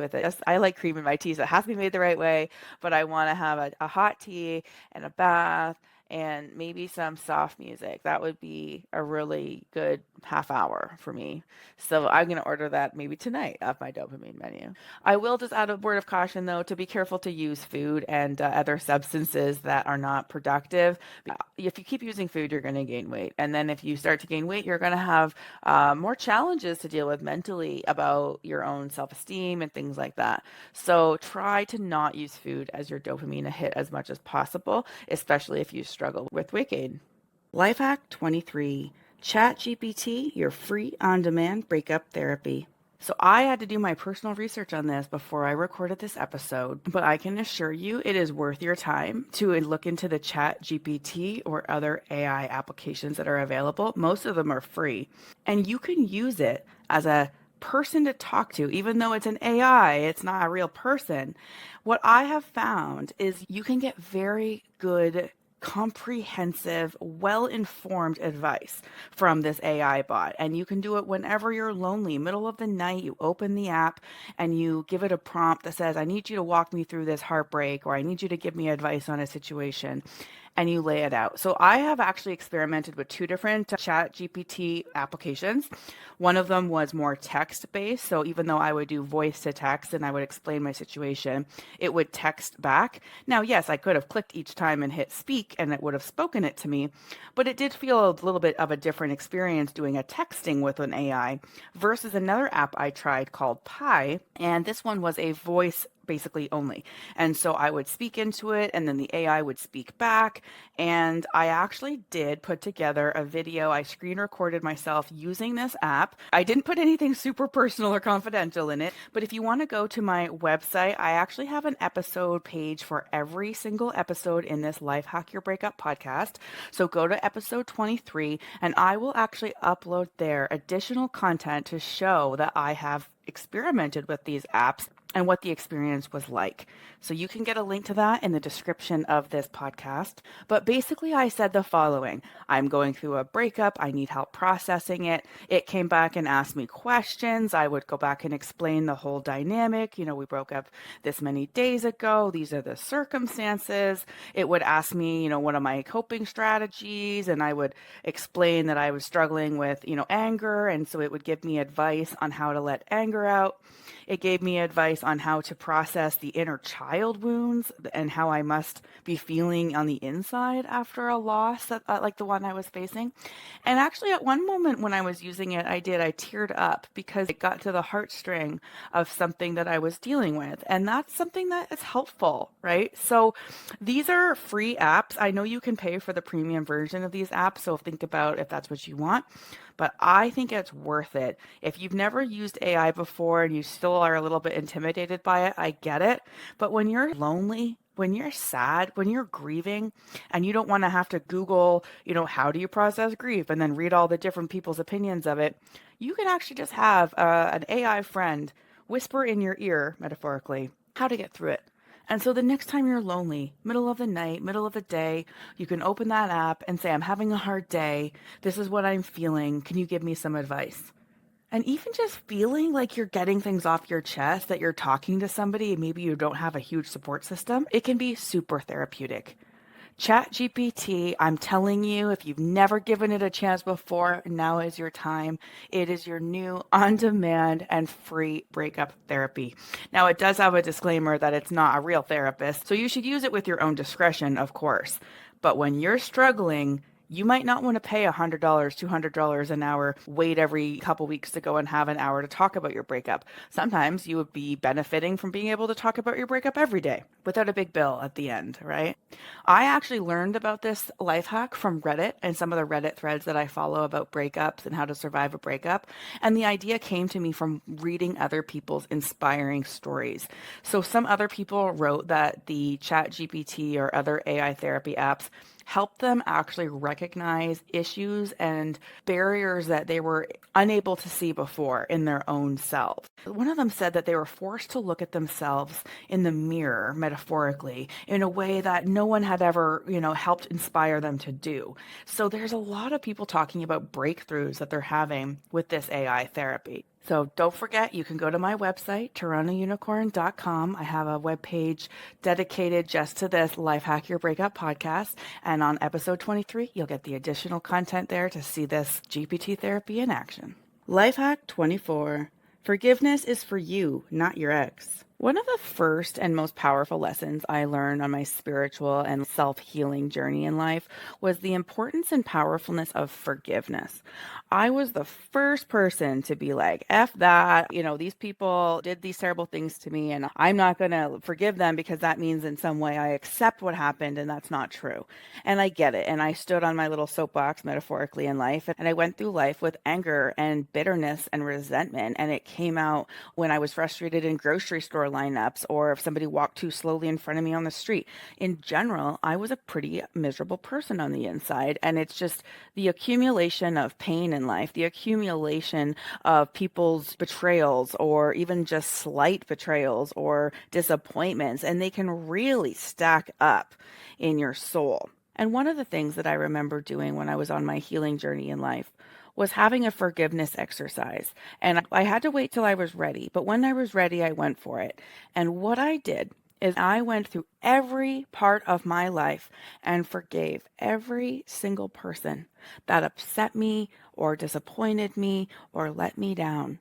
And I'm talking people on the schoolyard when I was younger. For example, my friend who stood me up at the talent show and then I never got to actually go and be in any talent show. I forgave her for standing me up. Even though my whole life I always held that as a little bit of resentment towards her, I decided to let it go. I forgave people that maybe never even knew they upset me, but I just held it or something. I forgave my parents for anything that they were not able to do for me. And I forgave ex-boyfriends, ex-friends, whatever. And I forgave every single person, not because they deserve forgiveness, not because what they did was okay, but the reason was because I was no longer going to hold on to it. And so forgiving is letting go. Because if you're not holding that anger, if you're not holding that resentment, then it can dissipate. And so the life hack in this is that you got to learn how to forgive even your breakup. Forgive your ex. Doesn't mean you go back to them. Doesn't mean you even talk to them ever again if they're not good for you. But it doesn't mean you can't forgive them. You can forgive people and still leave them in your past. You can forgive people and still not invite them back into your life. Because forgiveness is not about them. It's about you. And it's about what you want to carry around with you in life. And so after I had that forgiveness exercise where I went through the series of people in my life, I was crying. I remember it was in like a meditative environment, and I was crying because it was so powerful. And then when I kind of like got up and got myself together, went on with my day or whatever, and I never knew at the time, but that was just the biggest day for my journey because I was able to start really healing. I wasn't just holding on to all these resentments. I wasn't holding on to any of this negative energy. And I encourage you to revisit this idea, even if you're not quite ready for it yet, because, for example, if you can go and look at your relationship and forgive somebody for not being a good partner to you, even if they don't say sorry, just forgive them from a distance for not being mature enough, for not being emotionally healthy enough, for not having a stronger backbone where they needed one. I think it's okay to look at a bad situation, even if you don't plan to go back, and say, I forgive that person for not being good for me. I forgive that person for not choosing me. I forgive that person for making a hard choice. Like these are things that they're very hard to do, and you don't necessarily feel ready to forgive right away. But the sooner you get there, the sooner you set yourself free from the feelings that come with holding on to the anger, the bitterness, the resentment. And so once I actually did this healing practice and went on with my life, I noticed that I actually wasn't as irritable going through life. I wasn't as, short fused in the grocery store lineups anymore. And there really was a noticeable impact in my life when I decided to start letting shit go, not because people deserved it, but because I did. And you do too. Life hack 25, rewrite your story and set yourself free. One of the hardest things that I learned in therapy was that I actually was responsible for a lot of my own pain in emotional relationships over the years because I would hold on to the story of what happened to me. For example, if I was cheated on, if I was left for someone else, if I was betrayed in multiple ways, or, even if just the love of my life broke up with me and then moved on and found someone else and married them. Like these are all things that have happened, right? In the story of my life. And I would walk around in therapy in my life, and I would tell my story, and then I'd meet new people and I would tell my story. Like, yeah, I've been cheated on. Yeah, this is what happens to me. And one of the things that I realized through therapy was the importance of the fact that we write our story. We write our own story in our own heads, right? We are not just an accumulation of the things that happen to us. We also put a spin on it, right? And so our default spin might be to absorb the victimhood, might be to wear it almost like a badge of experience in life of, I went through this, right? And I remember about a couple years ago, I had a really hard time getting over a friendship betrayal of a friends with benefits. It wasn't even a romantic partner, but it was a severe betrayal for my emotional friendship. And I remember I was just walking around, ruminating about it for months. And I just couldn't accept the fact that this betrayal had happened. Like, I was like, I can't believe he did this. I can't believe he did this. Like every single day. And my therapist talked to me about how I need to rewrite my story. And instead of just making it that, what is another alternative explanation of events? And so this is a person I don't talk to anymore, a person I haven't talked to in years. But instead of walking around owning that betrayal like I earned it, in the sense of I would feel like I was justified in and carrying that wound and telling people about it because it was just something so serious that I went through. But the power for me came when I realized that I could technically acknowledge that that's what happened, yes, but I could revisit and rewrite my story in a different way that technically does nothing for anyone else. The only thing it does is that it sets me free. It sets me free from the victimhood, from the pain that is connected to that experience, that story. At first, I was really reluctant to give up my story. No, I was betrayed. I was treated terribly, and I'm going to walk around and feel like, holy shit, I can't believe that just happened to me. But my life changes. My life gets less sad, less bitter, less angry when I rewrite the story differently. The reason rewriting your story is useful is because it can actually move you away from stuck, negative, and blaming positions in life into one where you move forward to reach your dreams and goals. So it can help you let go of negativity and allow you to take responsibility for your own life, which frees you from the anger and bitterness. So when I decided to rewrite my story back then, it was more about deciding that I am a resilient person and that I can withstand friendship betrayal and live to see another day. So if you have just had a terrible breakup, and I mean, this is across the spectrum what could have happened to you, right? But if you were cheated on, if you were left for somebody else, if you were treated terribly, abused, and then they just completely replaced you with a whole new supply, were you emotionally discarded by somebody? Like there's so many ways that you can get your heart broken and have betrayal and carry that around with you. And so instead of, for example, in my life, instead of walking around saying, here I am, this guy freaking cheated on me, this guy, betrayed me like left, right, and center. I could walk around and own that and I could take that story with me, but then I become constantly connected to the pain of that story. And if the story is instead, hey, I survived a really brutal experience with somebody and I'm feeling like I'm going to be able to live and learn. I'm going to be resilient. So instead, the story isn't, oh, this happened to me, this happened to me. It's, look what I survived. Look how I am able to thrive after experiencing something so serious, something so terrible. And so eventually, after you tell yourself this story and remind yourself that you're actually just a resilient person, a resilient survivor, and that maybe you'll just be a little more clear-eyed in the relationships you choose going forward, that's not a terrible story at all. And yet it's based on the same experience, right?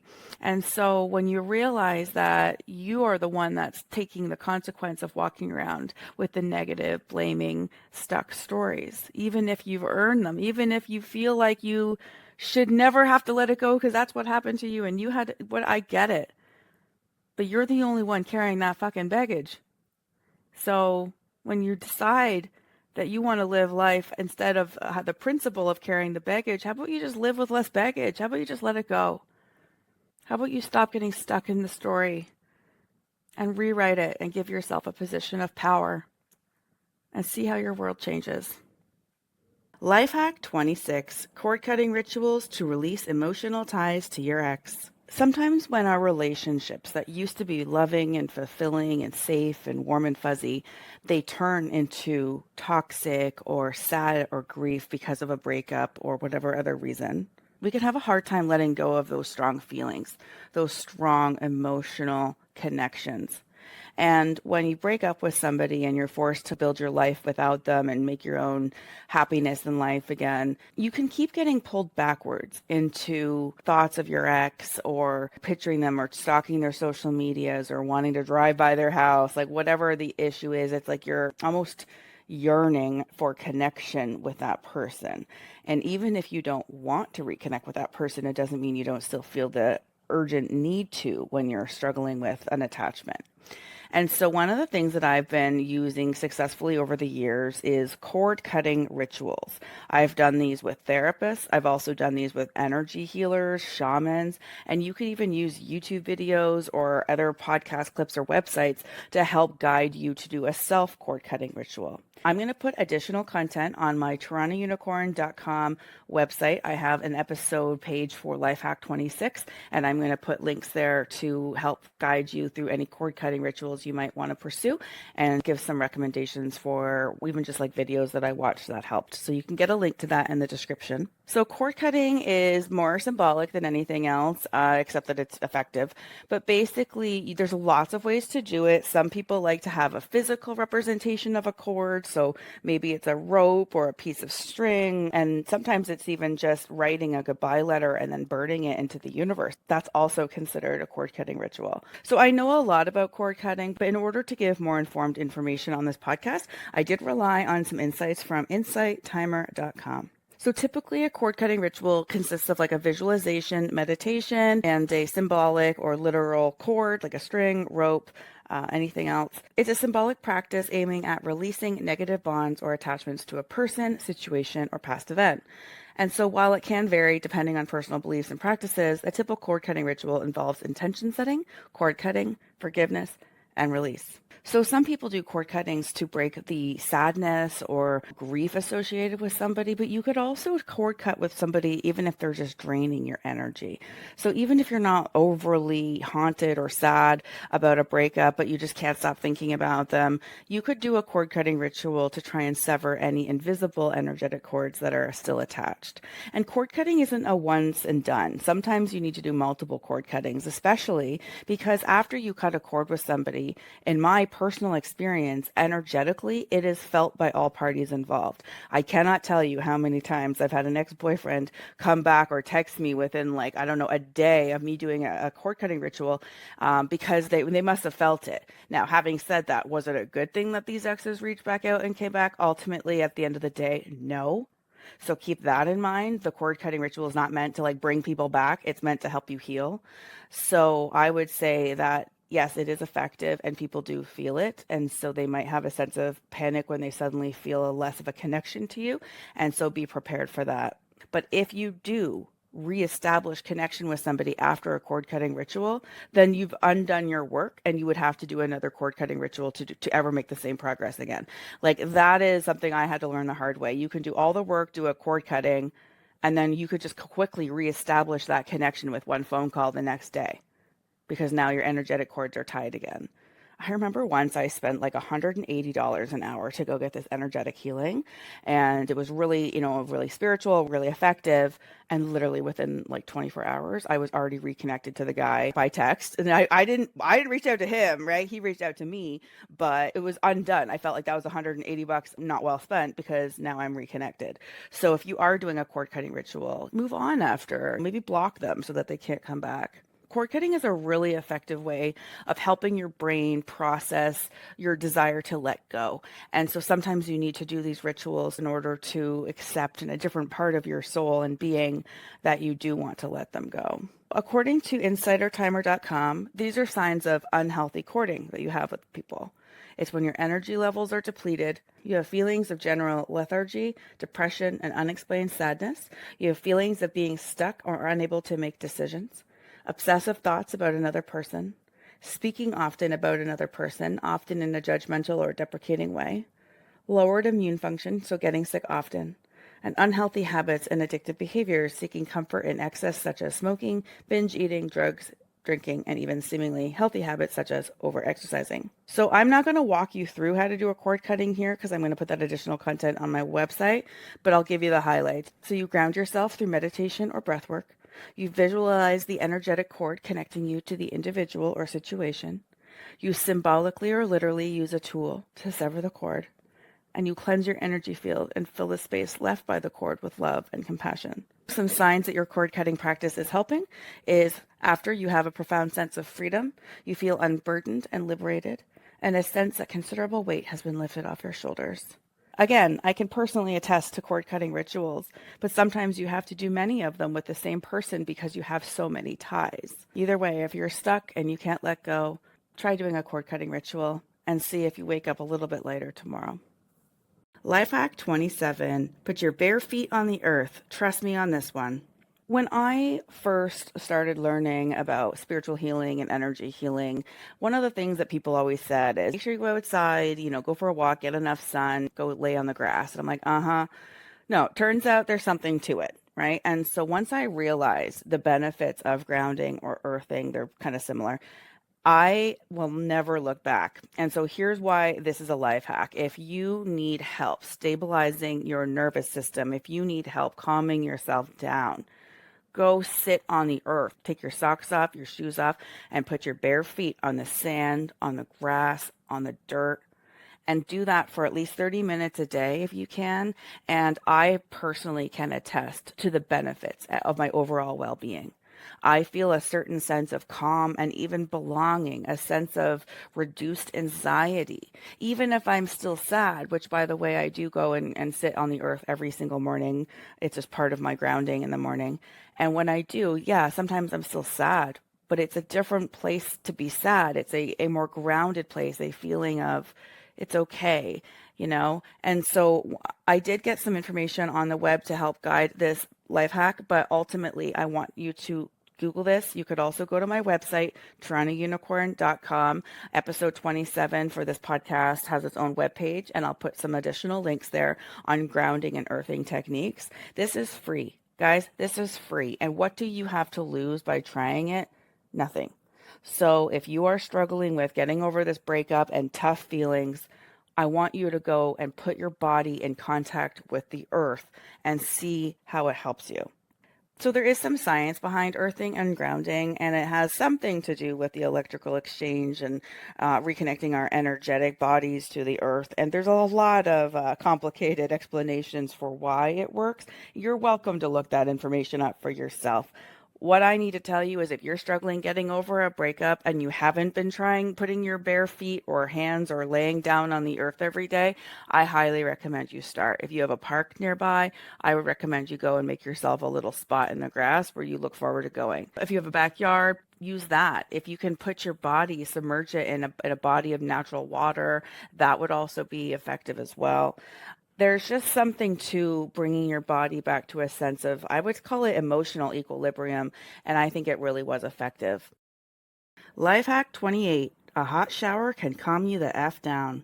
Sometimes the best thing you can do when you are super upset about something and you can't get yourself to calm down, you can't calm down your nervous system, maybe you're crying too much, or maybe you're just super sad or super angry. Honestly, one thing that helps me is to go and take a hot shower and let that water hit you all over your face, your head, whatever. Cry in the shower if you need to. I mean, there's already water coming down. No one will really hear you. It's a really private place.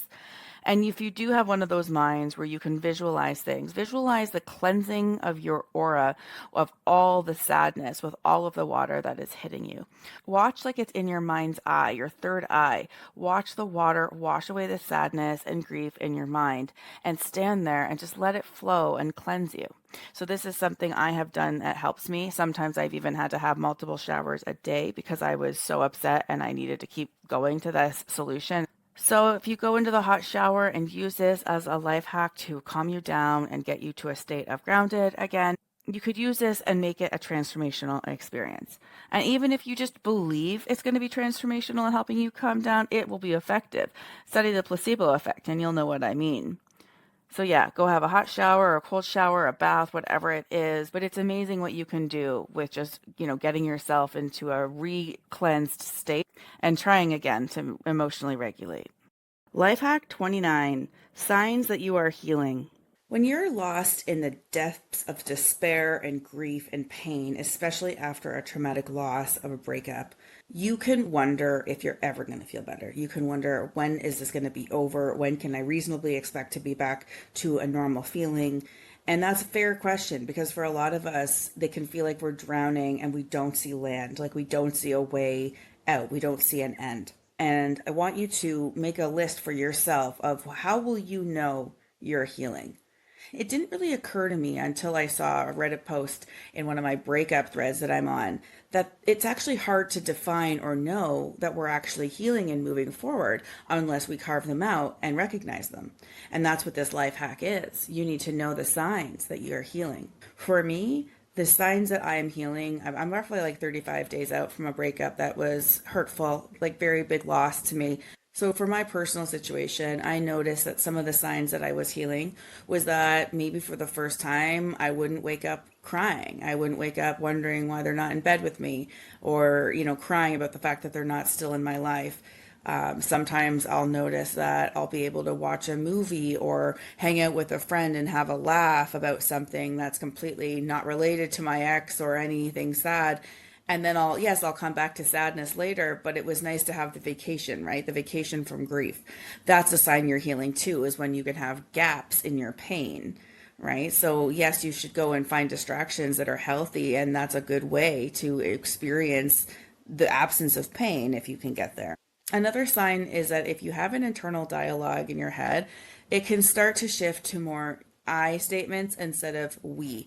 Like I used to think, oh, that would be a great place for me and so to go, or oh, so and so would like that. And so instead, in my head, it's about what I like and things that I want to do. So that was something I noticed, was that I stopped making it about our future plans, me and my ex, because he's not in my future anymore, and making my future about me and doing that more instinctively. That was a sign for me that I was healing.